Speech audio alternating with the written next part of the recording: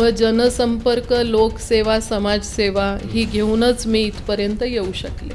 त्यामुळं मास्टर्समध्ये एज्युकेशन झालं होतं, अगदी IASची एंट्रन्स पास झाले होते, पण इथे काही कुठला जॉब करणं शक्य नव्हतं. पण डेन्मार्कला पाण्याविषयी जो काही आयटिनरी आला त्याच्यामध्ये जेव्हा ते सगळं पाहिलं तेव्हा या विषयाचा सखोल अभ्यास मी 3 आठवडे केला. 70% भूसंपादन झालेलं आहे सगळ्या गोष्टींचं आणि त्याला टार्गेट डेट्स दिले गेलेले आहेत, संबंधित अधिकाऱ्यांना सूचना दिलेल्या गेलेल्या आहेत. त्यामुळं हा विषय नक्कीच मार्गी लागणार आहे की जी काय अपेक्षेने भारतीय जनता पार्टीच्या आम्हाला प्रत्येकाने निवडून दिलेला आहे तो बदल आम्ही 5 वर्षात नक्कीच ह्या सोलापूरला देणार आहोत, ज्याची सुरुवात आत्ता झालेली आहे. आणि ही माझी बाहेर जाणारी युवा पिढी ज्या दिवशी सोलापुरात राहते त्या दिवशी आम्ही आमचं ध्येय पूर्ण करतो असं मी समजते.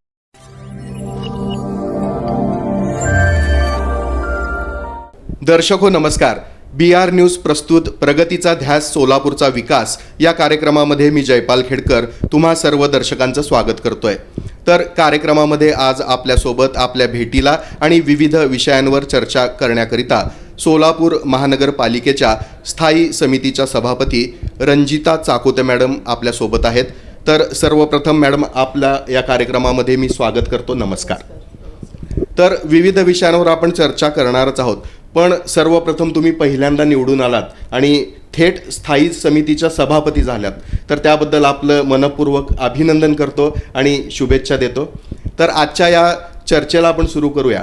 तर यामध्ये पहिला माझा प्रश्न आपल्याला असा असेल की चाकोते हे आडनाव म्हटलं किंवा चाकोते घराणं म्हटलं की सोलापुरामध्ये समाजकारण असेल किंवा राजकारण असेल याच्याशी संबंधित असं हे प्रसिद्ध घराणं आहे आणि या घराण्याच्या स्नुषा किंवा सून म्हणून तुम्ही सुपरिचित आहातच. पण लग्नापूर्वीच्या रंजिताताई कशा होत्या किंवा त्यांचं बालपण कसं होतं हे जाणून घ्यायला आम्हाला आवडेल. लग्नापूर्वी साताऱ्याहून माझा परिवार सावकार परिवार, कोंडीराम सावकार आमचे आजोबा, यशवंतराव चव्हाणजी घरी यायचे आम्ही लहान असताना.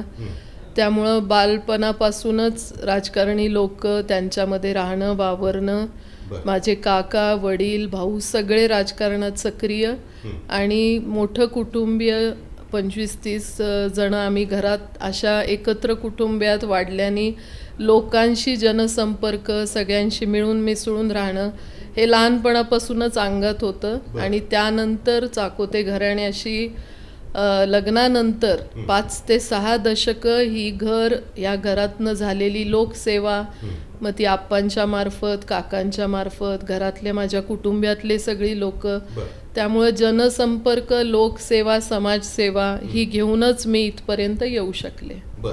मग तुम्ही आत्ता सांगितलं की तुमचं लहानपण आहे ते देखील समाजकारण, राजकारण किंवा जनसेवेसाठी गेलं. मग ज्यावेळी तुम्ही चाकोते घराण्यात आलात तर त्यावेळी मग एक जबाबदार गृहिणी ते समाजकारण आणि आता समाजकारण ते राजकारण हा जो तुमचा एकंदर प्रवास झाला आहे, तर या प्रवासाबाबत काय सांगा.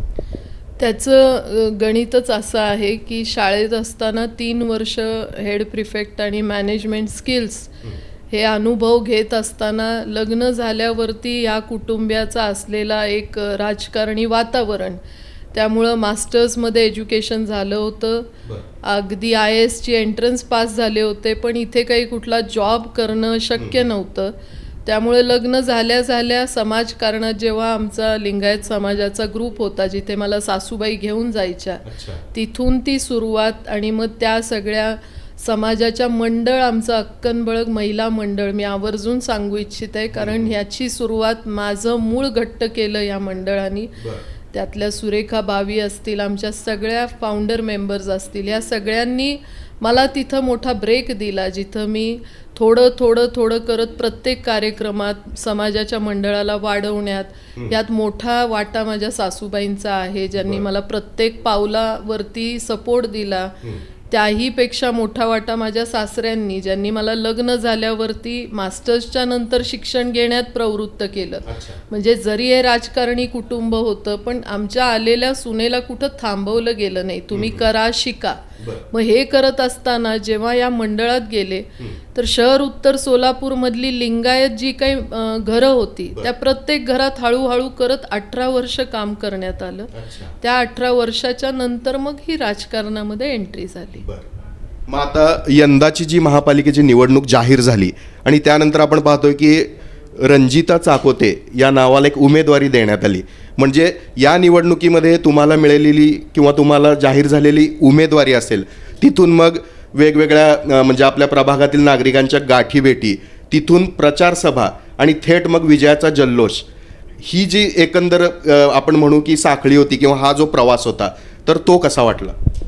निवडणूक ही प्रक्रिया म्हणल्यावरती मला सर्वप्रथम आदरणीय आमच्या महाराष्ट्र राज्याचे मुख्यमंत्री देवेंद्रजी फडणवीस साहेब, सोलापूर जिल्ह्याचे पालकमंत्री आदरणीय जयकुमारजी गोरे साहेब यांचं मनापासून आभारी मानू इच्छित आहे की त्यांनी मला ही संधी दिली. संधी दिल्यावरती शहराध्यक्ष रोहिणीताई तडवळकर असू देत, आमचे तिन्ही आमदार असतील, तर या सगळ्यांच्या पाठिंब्यामुळे प्रभाग 3मध्ये निवडणूक लढवण्यात आली. निवडणुकीमध्ये मर्यादित आत्ता ज्या काही मी म्हटलं 5-6 दशकांचं घराण्याचं राजकारणी वारसा होता, त्यामध्ये बऱ्याच प्रसंग असे यायचे की निवडणूक आले की आम्ही प्रचारांना जायचो. पण आता वैयक्तिक उतरताना आपण स्वतः निवडणुकीच्या रिंगणात आहोत, भाजपमधनं निवडणूक लढत आहोत, तो अनुभव वेगळा होता. माझे सहकारी बाकीचे 3घही जण आम्ही चौघांनी मिळून अतिशय चांगल्या खेळीमेळीच्या वातावरणात निवडणूक लढवली. नक्कीच निवडणूक कुठली सोपी नसते आणि त्या प्रकारे ती लढत आम्ही खूप चांगल्या मार्जिननी ती भाजपमय वातावरणामध्ये निवडणूक लढवून एवढी चांगली विक्ट्री मिळवली असं मी सांगू. तर आता हे झालं निवडणुकीबाबत, पण ज्यावेळी तुम्ही निवडून आलात आणि लगेचच म्हणजे काही कालावधीतच तुमची जी निवड आहे ती डेन्मार्क अभ्यास दौऱ्यासाठी करण्यात आली. मग ज्यावेळी तुम्हाला या डेन्मार्क अभ्यास दौऱ्यासाठी निवडलं गेलं, तर त्यावेळी तुमच्या नेमक्या भावना कशा होत्या? किंवा या अभ्यास दौऱ्याला तुम्ही जेव्हा गेलात तर जात असताना त्यासाठी कोणकोणत्या बाबींची पूर्वतयारी तुम्हाला करावी लागली? जेव्हा इथे कॅबिनेट म्हणून आमची मित्राचे चीफ प्रवीण सर परदेशी, त्यांची मी मनापासून आभारी आहे. एक मीटिंग झाली होती की ज्यामध्ये पाण्याचा विषय चालू असताना सरांशी मी एक 5 ते 6 मिनिटाचं प्रेझेंटेशन केलं होतं. त्या प्रेझेंटेशन नंतर मला प्रवीण सरांची माझी तिथे ओळख झाली. त्यानंतर आम्हाला या दौऱ्याचा जो काही नियोजन झालं त्यामध्ये मला फोन आला प्रवीण सरांचा की आपल्याला असा असा दौरा निश्चित होतोय, आपण येऊ इच्छित आहात का? तर पहिलं तर मला हा सरप्राईज होता, कारण इतके वर्ष आपण कुटुंबाबरोबर गेलेलो, फॉरेनला ट्रिपला गेलो होतो. मग त्यानंतर मला मी पक्षश्रेष्ठींना विचारून, माझ्या कुटुंबाला विचारून कळवीन असं सांगून मी या दोघांची मान्यता घेतली. आणि नक्कीच माझं कुटुंबही खूप आनंदात होतं आणि मी माझ्या पक्षश्रेष्ठींनाही विचारलं, त्याप्रमाणे त्यांच्या परवानगी झाल्यावर मी कळवलं होतं.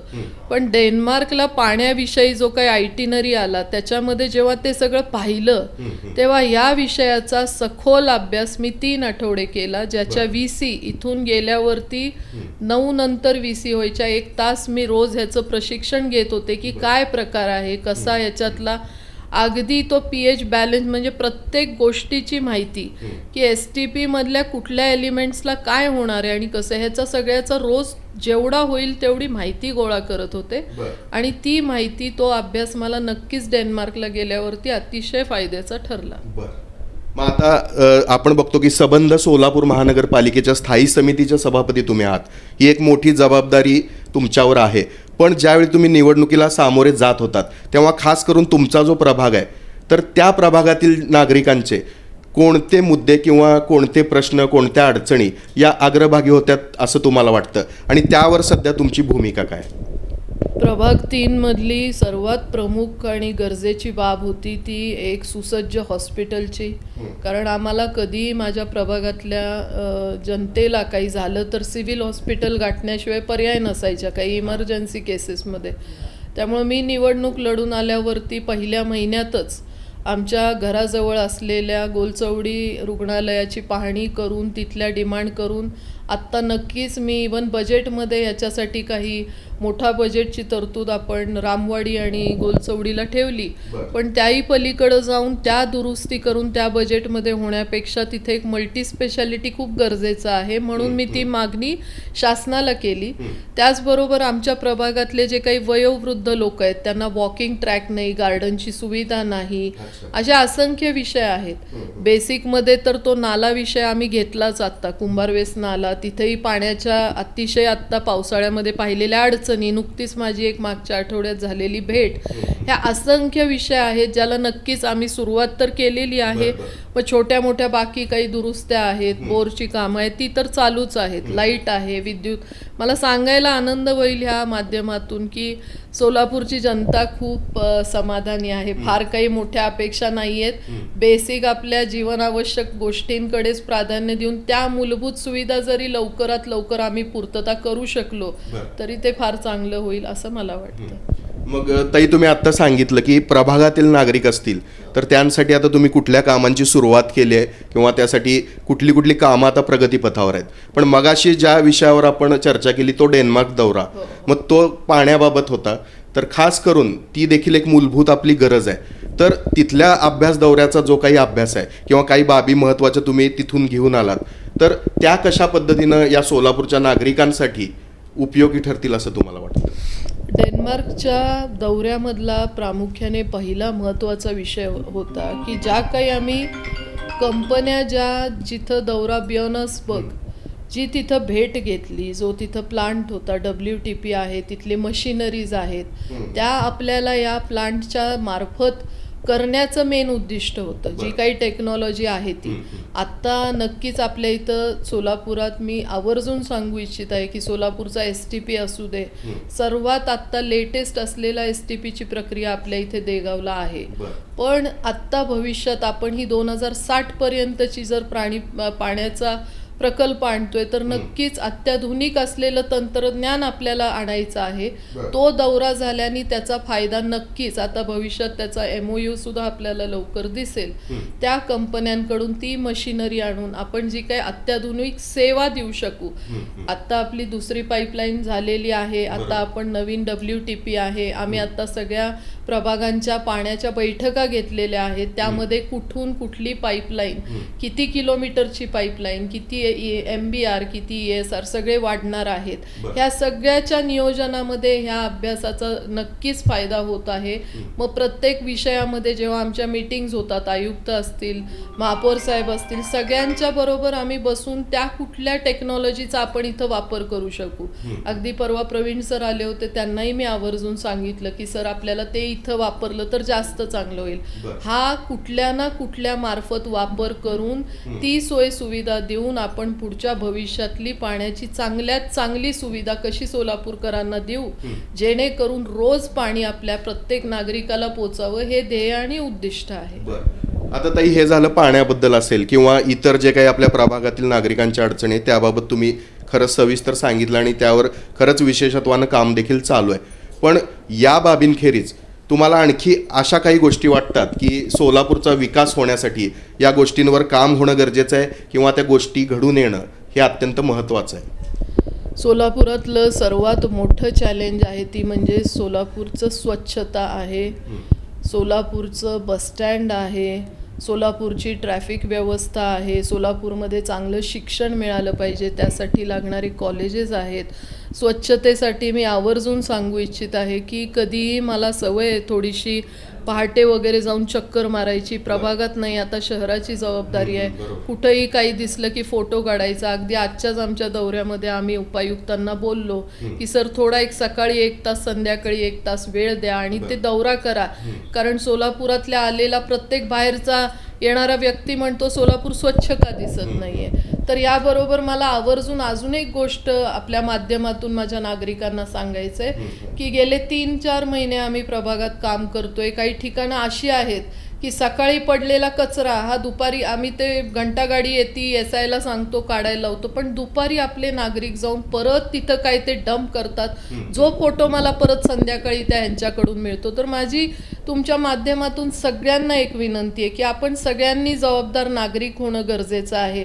घंटागाडी दुसऱ्या दिवशी येणार आहे, काही ठिकाणी घंटागाडी नसेल येत तर तुम्ही आमच्यापर्यंत तक्रार पोचवा, आम्हाला कळवा, जेणेकरून आम्ही तिथं घंटागाडीची सोय वाढवू. पण कुठेही कचरा टाकला तर ते गाव आपलं आहे, त्या गावाला आपण स्वतः सुरुवात जोपर्यंत करणार नाही हा बदल घडणार नाहीये. त्यामुळे माझी विनंती आहे प्रत्येक नागरिकाला, कमीत कमी तेवढी तुम्ही जबाबदारी घ्या, बाकीच्या सगळ्या जबाबदारी सांभाळायची म्हणजे मी जबाबदारी घेते की त्या बाकीच्या सगळे विषय बघायला आम्ही सगळेजण आहोत.